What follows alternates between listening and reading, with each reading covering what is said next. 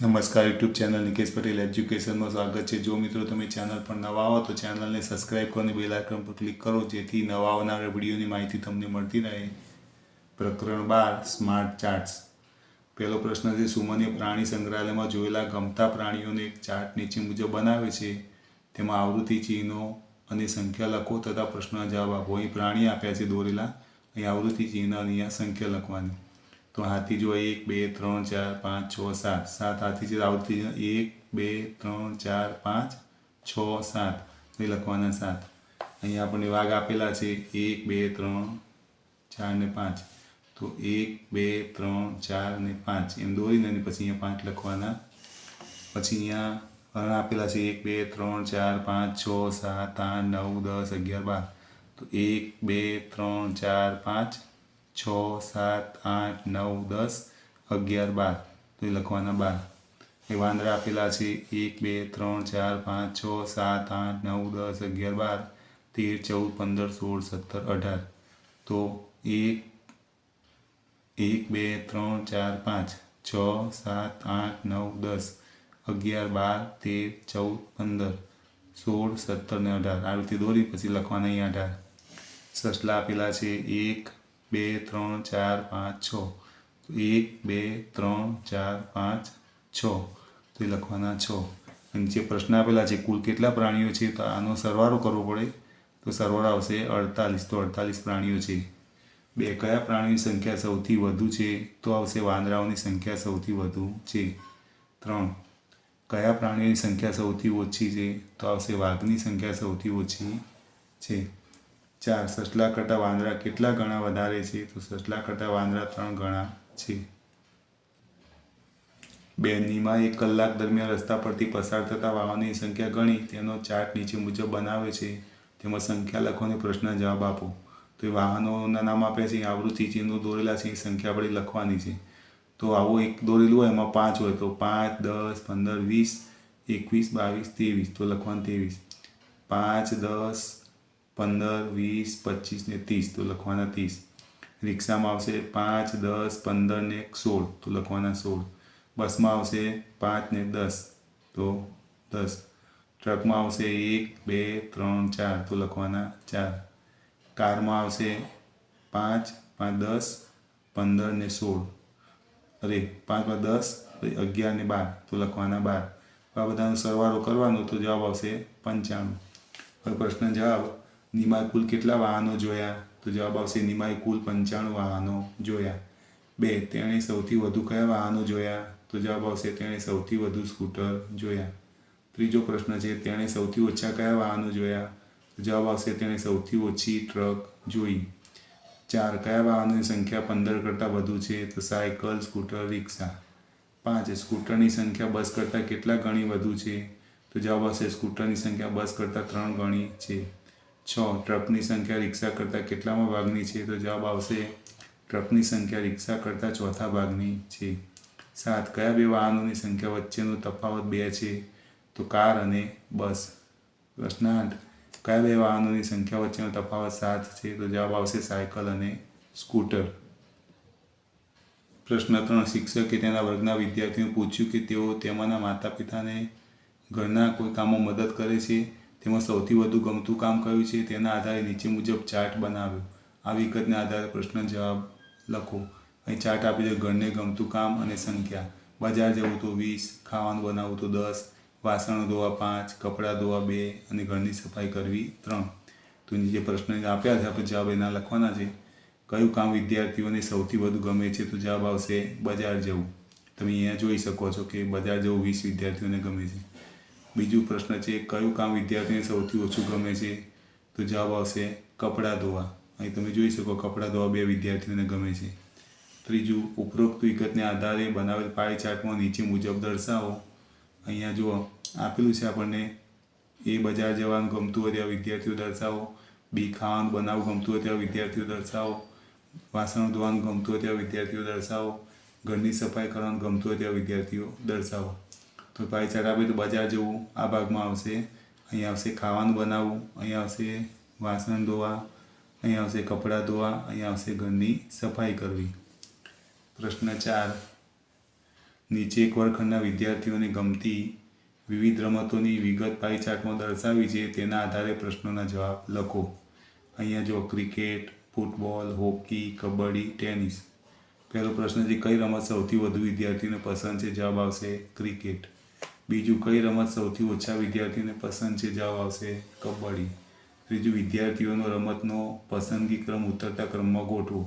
તો cricket, hockey, football, tennis, kabaddi. ચોથો પ્રશ્ન, શું વર્ગખંડના અડધા વિદ્યાર્થીઓને ક્રિકેટ અને ટેનિસ પસંદ છે? હા કે ના? તો જવાબ આવશે હા. પાંચમો, શું વર્ગખંડના અડધા વિદ્યાર્થીઓ ફૂટબોલ, હોકી અને કબડ્ડી પસંદ કરે છે? હા કે ના? તો આવશે હા. છઠ્ઠો પ્રશ્ન, કઈ બે રમતો પસંદ કરતા વિદ્યાર્થીઓ સરખા છે? તો જવાબ આવશે ફૂટબોલ, ટેનિસ. પ્રશ્ન 5, નીચે 100 વિદ્યાર્થીઓના સૌથી મનપસંદ ફળની વિગત આપેલી છે, તેના પરથી પાઈ ચાર્ટ તૈયાર કરો અને પ્રશ્ન જવાબ લખો. અહીં ફળના નામ આપે છે, સંખ્યા આપી છે, કેરી 50, કેળું 25, સફરજન 10, નારંગી 10 ને ચીકુ 5. તો અહીંયા પાઈ ચાર્ટ આપે છે, આપણે દોરવાનું છે. અહીંયા ભાગ પાડીને લખવાનું કેરી, આ રીતે બધા ભાગ પાડવા. અહીંયા આવશે કેળું, આટલું ભાગ પાડીને સફરજન, આ બે ભાગ પાડવા નારંગી, અહીંયા આવશે ચીકુ. આ છે જો કેટલો 50, આ આવશે 25, આ આવશે 10, આ આવશે 10 અને આવશે 5. તો એ પ્રમાણે નામ અહીંયા લખવાના. પહેલો પ્રશ્ન છે, કયું ફળ સૌથી વધુ વિદ્યાર્થીઓને પસંદ છે? જવાબ આવશે કેરી. બીજો પ્રશ્ન, કયું ફળ સૌથી ઓછા વિદ્યાર્થીઓને પસંદ છે? જવાબ આવશે ચીકુ. ત્રીજો પ્રશ્ન, ચીકુ કરતાં કેળું પસંદ કરતા વિદ્યાર્થીની સંખ્યા કેટલા ગણી છે? જવાબ આવશે 5 ગણી. ચોથું, નારંગી કરતાં કેરી પસંદ કરતા વિદ્યાર્થીની સંખ્યા કેટલા ગણી વધારે છે? જવાબ આવશે 5 ગણી. 5, સફરજન કરતાં ચીકુ પસંદ કરતા વિદ્યાર્થીની સંખ્યા કેટલામાં ભાગની છે? જવાબ આવશે અડધા ભાગની. પ્રશ્ન 6, નીચે સોનુની રવિવારની દિનચર્યાની વિગત આપેલી છે, તેના આધારે પાઈ ચાર્ટ દર્શાવો. 8 કલાક સૂવે છે, 4 કલાક અભ્યાસ કરે, 3 કલાક મિત્રો સાથે રમે, 3 કલાક દૈનિક ક્રિયાઓ કરે, એટલે કે ખાવાનું, નહાવાનું અને તૈયાર થવાનું. 6 કલાક માતા પિતા સાથે સમય પસાર કરે. તો આપણે પહેલાં શોધી કાઢ્યું છે. જો અભ્યાસ, તો કુલ દિવસ દિવસના કલાક કેટલા? 24, અને કેટલા કલાકે અભ્યાસ કરે છે? તો 4. તો અહીંયા 24 ના આવે પડે, 6 ચોક 24, એટલે 4 4 છેદ ઉડી જાય તો 61 આવે. બરાબર, એટલે અહીંયા શોધ્યું છે. અહીંયા આપણે આમાં પાઈ ચાર્ટમાં લખી દીધું છે, અભ્યાસ કરો 61, અહીંયા એક ચતુર્થાંશ માતા પિતા સાથે, આ આવશે 1/8 દૈનિક ક્રિયા, આ આવશે 1/8 મિત્રો સાથે, અને સૂવું તો આપણે અહીંયા બતાવેલું જ છે, એ પ્રમાણે આપણે લખવાનું છે.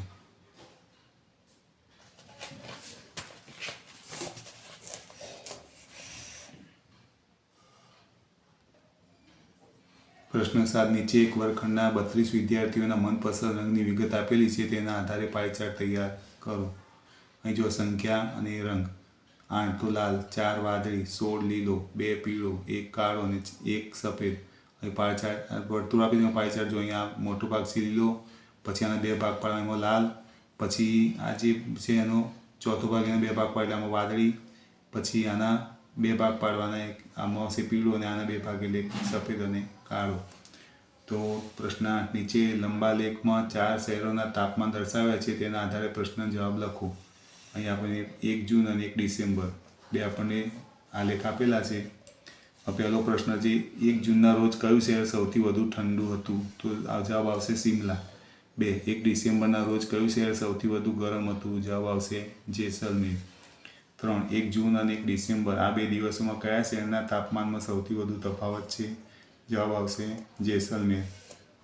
4, 1 જૂન અને 1 ડિસેમ્બર આ બે દિવસોમાં કયા શહેરના તાપમાનમાં સૌથી ઓછો તફાવત છે? જવાબ આવશે બેંગ્લોર.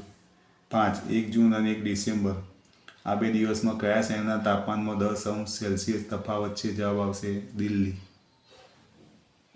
પ્રશ્ન 9, નીચે કોષ્ટકમાં એક પરિવારના સભ્યોની મનપસંદ ખાવાની વસ્તુની વિગત આપેલી છે, તેના આધારે લંબાલેખ તૈયાર કરો. અહીં પરિવારના સભ્યો નામ આપ્યા છે.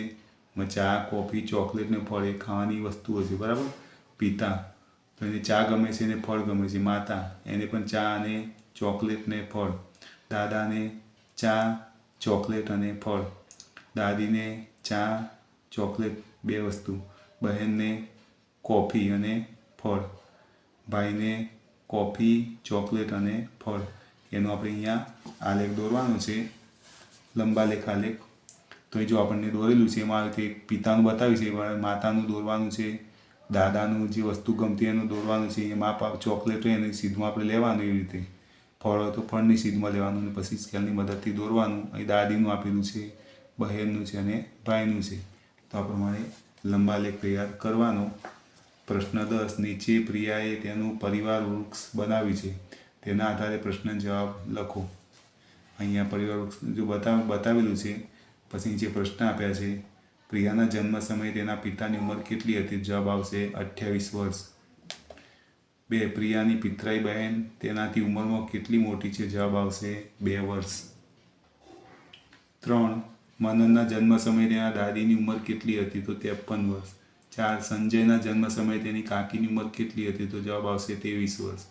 5, સૌથી મોટા વડીલ અને સૌથી નાના બાળકની ઉંમરનો તફાવત કેટલો છે? જવાબ આવશે 58 વર્ષ.